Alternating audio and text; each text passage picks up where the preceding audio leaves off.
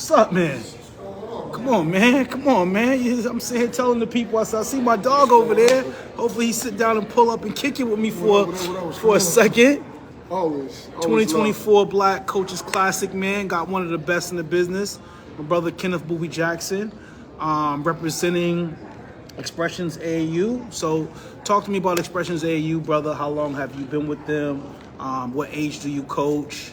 All that good stuff. For me, it's I just completed year 10 with the program. Yep. Expressions are leading the Nike EYBL. Yep. Pretty much, I'm a head assistant coach for the 17U, but I pretty much oversee a lot of the basketball culture in the program. Okay. So I asked AD this a little while ago.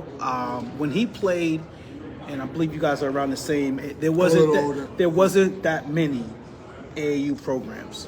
So with it being so many now, do you feel like that's watered down the state of AAU and the state of basketball in general? Or do you feel like has it helped or hurt AAU having more programs than before? Well, you can look at it two ways. Yep. You look at it two ways. It has oversaturated the market. Yep. There's way too many teams in my opinion. Mm-hmm. But it's all about the teams and what they stand for. Right. Are they a player development program or is it all about the coach? Right. So if you're going to be a player development program, you got to be teaching, you got to be producing well-rounded two-way playmakers that can compete at the highest level, at their highest level. Right. Everyone wants to get to the highest levels, but that's not for everybody. Right. It's a different game up there. The market is a little oversaturated, but I'm all for it. Yeah. Because I believe that all basketball players need to be able to do pass, rebound, shoot, defend, communicate, lead. You gotta be that complete player. 'Cause at the highest level, that's what they're looking for. They're looking for guys that can fit a role. If you look at the highest levels, even at the Division I level, there's maybe 2 star players. Then the rest of the guys fit a role. Right. What type of players, when you're going out and you're looking for players for your program, what type of players are you looking for in particular? Like, what are some of the characteristics that they have to have as a player to play for you? Like, what are things in particular you look for? What we're looking for, we look at the physical measurables. Right. Like you look at the height, the length, the age that they're at, their potential for growth. Are they coachable? That's the biggest thing. Yep. Are they coachable? Yep. When it gets tough, do they run?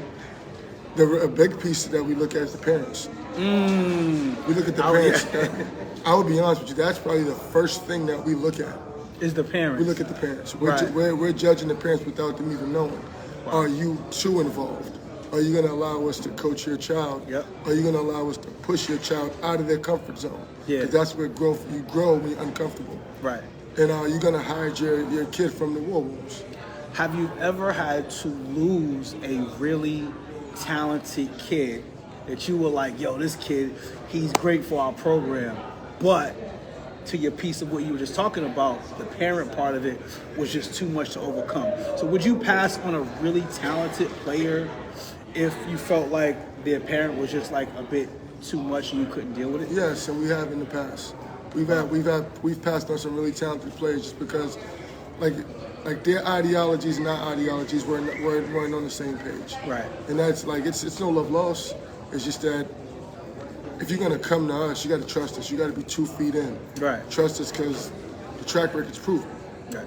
So if you come to us, clearly it's because you want to. If we come to you, we clearly want you. Right. But it's got to be a meeting of the minds. It has to be. Okay. You're a parent, a very good one, might I add.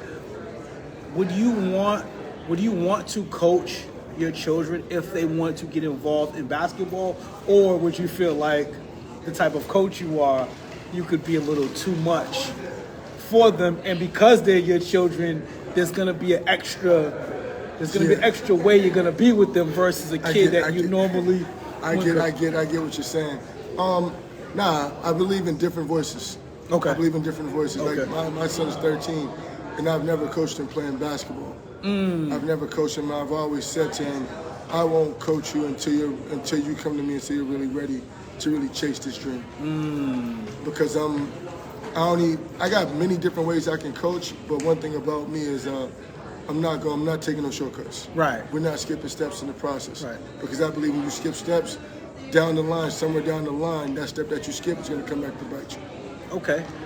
Who were some of your biggest, because you said year 10 of Expressions. Wow, Yeah. that's a real long time. Who are some of your biggest, or who have been some of your biggest coaching inspiration? And it doesn't necessarily have to be, it could be AAU coach, it could be your hood coach, you know what I mean? Because coaches play different roles. So who are like some of your biggest coaching inspirations? Okay, so that inspired you to really. So like growing up, like I'm from Mission Hill, so yep. Like I looked up to guys like that were like Jamal Galloway, yes, John Jackson, Chuck Davis. Those are like my younger inspirations. Then when I got to high school, it was like my high school coach Jack O'Brien, Zach Zagorowski, and after that, I just fell in love with like I'm a strategic guy. Okay. I'm an offense guy, but I'm also a defense guy. So I like to look at coaches that are different, that are really tactical in what they do on the court. Guys that move bodies and move the balls at the same time. Yep. Move the ball at the same time. And like I look at guys like Brad Stevens. I knew he was gonna say that. Spoelstra, right. Miami Heat. Yep. Popovich, who I think is the greatest coach of all time, right. Greg Popovich. Yep. And not because of what he won, it's just because he can do less with more. He can do more with less all the time. Yep. He doesn't always have the best players, but he gets the most out of his players. And the same with Spoelstra. On the collegiate level, I looked up to guys like Jim Calhoun, John Chaney, yes. Rick Pitino. Yes. In this era, it's like Danny Hurley, Bill Self, John Calipari, Eric Musselman. And then like there's some local guys that are now retired and passed on, like Bert Hamwell at Merrimack. He was a good influence. And Jamie Cosgrove that used to be at Endicott. Those are like guys that like I look to and I take different things because like coaching is all stealing. Right. You steal ideas from each other. For sure. So those are some of the guys like that have influenced me. And now it's like I feel like as I got a little older, there's younger guys underneath me that it's like it's time for me to pass it on. Pass the baton. Pass the baton and pass all the knowledge on to the young and the more evolved. Because I'm about making the city a lot better than what we are. State of basketball has to be better because a lot of people don't see it on a national level like I do. For sure. And I see it on a national level, so it's up to me. I feel like it's up to me to go get the knowledge from around the country and bring it back home and to pour into our young coaches so they can be better. Obligated. So I asked the coach on here earlier about, I talked to the Harvard coach, the Harvard women's coach. Yeah. She was on here. So I was asking about like recruiting locally, and I made a Facebook post a few weeks ago after going to a Boston College football game, and I'm like, wow, like what would this be like if some of our top like guys? So what do you think about that as far as the Harvards, the Northeasterns, the Boston universities, the Boston colleges? Do you feel as though they should be more active in recruiting locally, or should they not? Should they just do it the way they have been? And if so, like, do you think that's a missing piece to have more of our local? Because we've had so many talented kids that are going far out to these different. So what would that look like here? So should these local community school, not community school, but these local colleges be recruiting players from the community? Absolutely. I think the way you build your fan base is you build a better fan base when they have people that they see and they know. Yeah. In that uniform.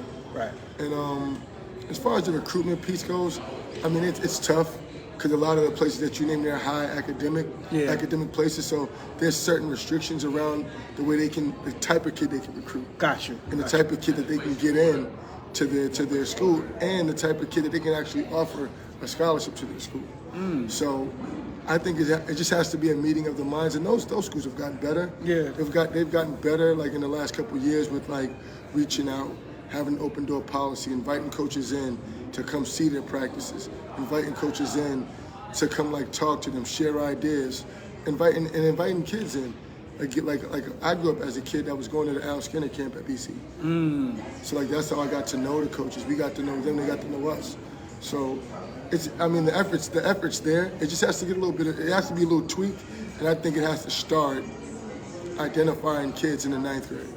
They've got to start identifying our local kids in New England in the 9th grade. Right. What do you think of this term called abusive coaching? They say, like, to the point where Like, and I don't want to say the name, but there's a young man I know who went to school locally, who doesn't even want to play basketball anymore because of his experience at a local school. Again, we don't want to. I don't want to say his name or anything. But what do you think about that? I mean, there's a fine line. Right. There's a fine between line being too tough to being too tough and being too soft. But I got a philosophy. I may break you down, but I break you down in love. But I'm going to build you back up with more love. And I'm a teacher. Yes. I'm a teacher by nature. If you can't teach, you shouldn't be a coach if you can't teach the game first. Right. Because anybody can go recruit elite talent that's already developed and make it look good on the court. Right. But that's not coaching. Absolutely not. The progress and the process is where the coaching happens. Yep. So for me, it's a fine line. Like you can't go Bobby Knight anymore. No. Those days are over. Yep. Those days are over. You can get your message across in an aggressive way and be intentional with it, where you don't have to degrade or break a kid down. Because a lot of stuff, this generation deals with a different world as far as social media. Everything is blasted at them every day, all day, every day, all day.